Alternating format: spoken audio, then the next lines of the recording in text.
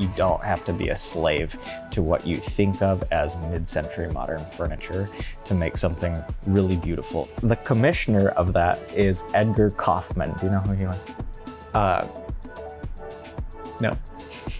Oh, I'm more interested in what that lady is called. Don't go crazy. I can do anything.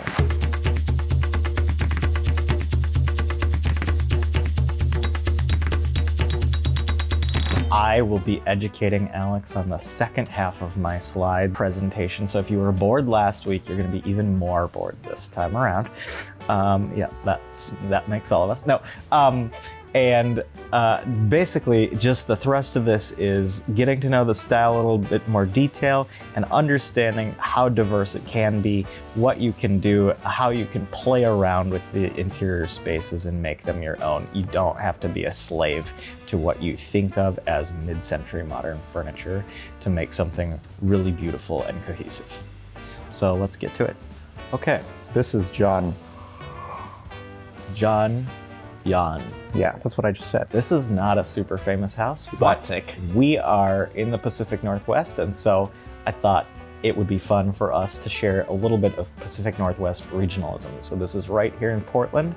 This is the Watsik House by John Yan, who also was one of the architects involved with our Timberline Lodge. But here again, we have a temple front, a classical temple. We have 5 columns and a pediment and, a base around that whole thing. And then the next slide is a view from the interior. Oh, is this what you would have expected when you... Well, I've seen this house in person, so 100% it is. But had that not been the case... Take all your memories away. Is this what you would have thought? I mean, it's got some Albert Speer vibes, so... It is a little bit slightly Nazi-ish, yes. But it's warmer than one probably would have guessed. Yeah. Had one not been familiar with the subject matter. I like that this interior does have some modern furniture. It also has some really not modern furniture, but also you see the rhythm of the whole building carried all the way through. It is modern in that it's spare and there aren't classical orders here, but it has classical proportioning and a tripartite division, which you would find in a classical house. This is John Jan's house also. Yeah, this is the same house. I'm just showing it because it is a really cool space between what we think of as kind of slick and very tactile. And it also has an exterior court before you get into it. So it has a lot of old-fashioned details that do a thorough job of telling this modern story. More homes should have courtyards. Yeah. Well, this is my point, is when you're thinking, I gotta have all this slick stuff to make my house That is feel usually what I'm cool. thinking. I say, I want it slick. Yeah, exactly. I want a home by slip and slide. Pause and try to understand the movement that you are gonna become a part of, because it isn't any of those things. I mean, it has elements of that, but it is never like strictly one thing, which I think a lot of people miss sight of and become like obsessed with matching every single finish throughout the whole house and never having a different molding from the time you enter the front door all the way until you've gone into the basement, and that's just absurd. Glass house? That would be Philip Johnson, who was very inspired by this architect. Is it Mies? Yes. This is Farnsworth House. It's in the Midwest, and it is another of these projects totally hated by its client. Lots of lawsuits after the completion of this house. What about? Feeling like she was in a fishbowl. Uncontrollable heating. Yeah, it was just like a hot box in the summertime and freezing cold in the winter. Mm-hmm. I think this also is in a flood zone, so that's why it's lifted. It's lifted, but I don't think this was a totally effective decision. But Ludwig Mies van der Rohe, one of the very best of the architects of this time period, to see just exactly how classically informed everything was. All of this proportioning relies on a golden section rule, which if you don't know what that is, you can look it up, but it is a proportional relationship that is understood to be like universally pleasing to the human eye.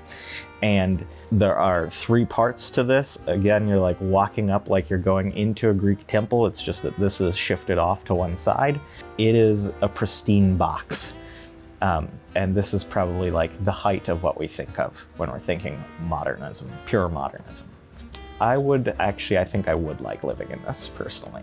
I wouldn't, but maybe by the pool. Yeah, by the pool. It's a pool house. There's a pool. I mean, you said it's a flood zone. It is a pool. All right, because it's the time of year to focus on Palm Springs Modernism Week, I had to throw in a very important house in Palm Springs. This is by the architect Richard Neutra. I should go back and say, do you remember when we were looking at Falling Water? I do remember. The commissioner of that is Edgar Kaufman. Do you know who he was? No. He owned Kaufman's department store in Pittsburgh, and he commissioned Falling Water in the 30s, and in the late 40s commissioned this house as his oasis. I want to explain a little bit about how sort of tiny the world of modernism really was, because Richard Neutra was actually a student of Adolf Loos, who I showed you a house from in the very beginning, and then moved to the United States, where he worked as in the office as a cocktail waitress and draftsman in the office of Frank Lloyd Wright. So there is a lot of overlapping influence happening here, and I think you can really see that he's speaking both languages, because there's a lot of tactile, rocky walls in this, but there's also that stricter, tight geometry that is kind of coming out of the Austrian and German movement. Oh yeah. So yeah, this is Richard Neutra. And then we have, I think, one more house to look at. This is not my favorite image of all time, but I wanted to show... flamingos. There aren't any. I wanted to specifically not look at an atomic ranch, because I think that is the vision that everybody has of the Western United States, like mid-century modern. I wanted to show you how diverse this really can be.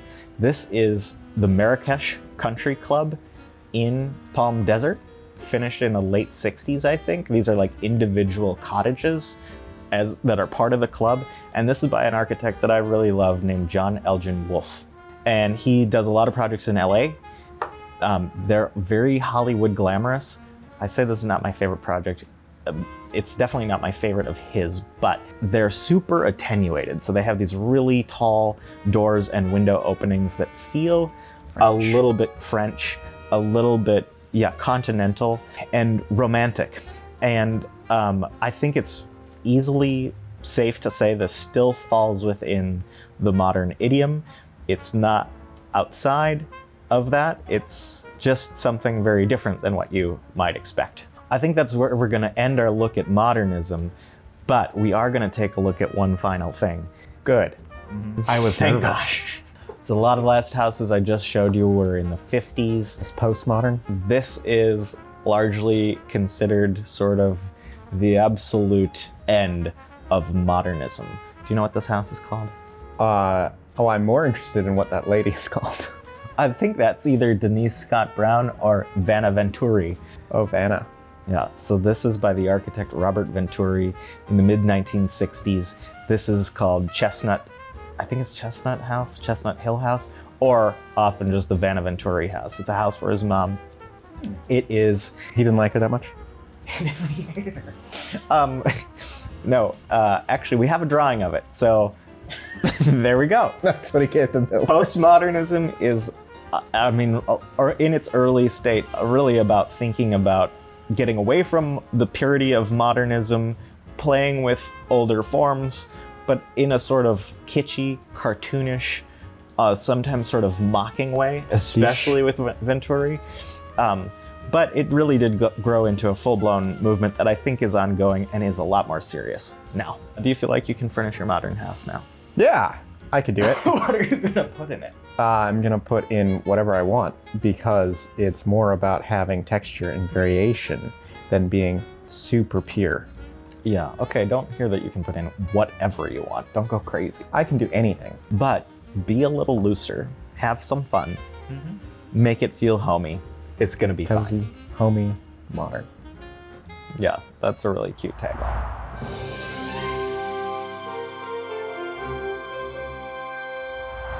Is Abraham Lincoln included in President's Day? No, but some vendors are, because we're having a sale.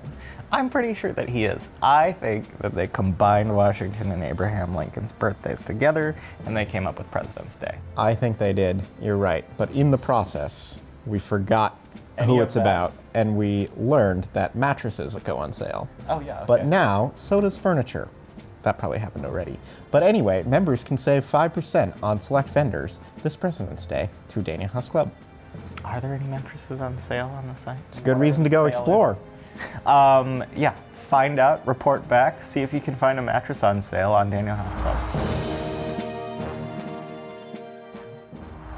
Now that I've finished explaining to you how diverse you can be in a modern interior, I think Caneline is the perfect one of our vendors to talk products of the week about, because Caneline has some basis in that time period, but it's really inventive and playful and new. So I think it can mix and match nicely in a variety of places. And so we're gonna highlight 3 products that we love from them. Actually, the number 1 is not something we've experienced in person, but have heard that it is everybody's favorite. We're gonna tell you that it looks like a gumdrop. It does. It looks like somebody plopped a gumdrop out of the sky and then sat on it. Yeah, super fun, comes in a lot of different colors. It swivels 360 degrees. Oh which my sounds gosh. fun. Yeah, just like that. Thanks for the demo. And I think people are using it indoors and outdoors. It's not the world's cheapest chair. It's $3,000 retail.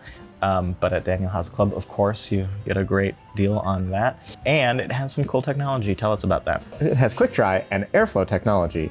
Caneline loves their outdoor products and they become really, really good at it.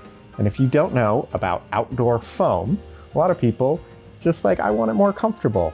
And Caneline's figured out how to make it more comfortable, but not by using that dense indoor foam that traps water. And that's why if you use a denser, often more comfortable foam, a lot of times it becomes moldy and rotten and gross because it is just holding a ton of water. Theirs is comfortable and porous. So water goes through it, does not sit in it, and it dries really quickly.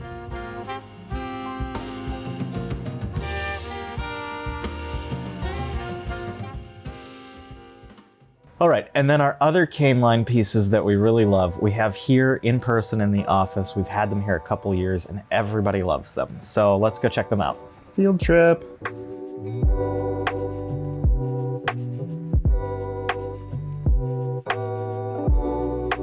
This is the Glaze coffee table. It is outdoor, although we're indoors. It still works inside, surprisingly. It is made with lava stone on the top and heavy on the bottom. It comes in tons of colors and you can mix and match top and bottom. So it can be really fun. It's very durable. You can leave it outside forever. It's easy on the eyes.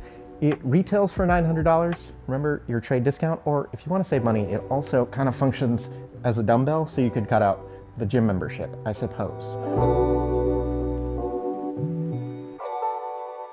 So this is Caneline's curve chair. It is an aluminum frame painted to look like bamboo.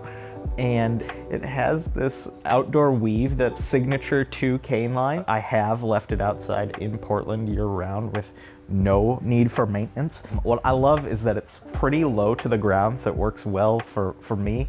And it's sort of deep, but not too deep. So you feel really relaxed in this, but not lost or consumed by the chair. I think it's also pretty nice looking from behind. This is beautifully thought through. Just one of my favorite chairs that we have here in the office and that Caneline offers. They offer a bunch of pieces in this sort of faux bamboo look, but this is one of my faves. We hope you enjoyed Caneline. We hope you learned something from this. I know Alex did. I had a great time on that field trip. I know. It was really nice. I would have liked to gotten away from this table. How do you say gotten away? I've gotten. Gotten away. What is this new word? It's a word. but it's not in the right spot. Anyway, language has gotten away from Peter. So this is Peter and Alex with Daniel House Club. We'll see you next week.